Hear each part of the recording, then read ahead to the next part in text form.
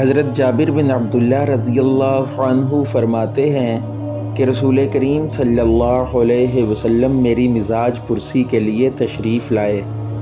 میں ایسا بیمار تھا کہ مجھے ہوش تک نہیں تھا۔ آپ صلی اللہ علیہ وسلم نے وضو کیا اور اپنے وضو کا پانی مجھ پر چھڑکا تو مجھے ہوش آ گیا۔ میں نے عرض کیا، یا رسول اللہ صلی اللہ علیہ وسلم، میرا وارث کون ہوگا؟ میرا تو صرف ایک کلالہ وارث ہے۔ اس پر میراث کی آیت نازل ہوئی۔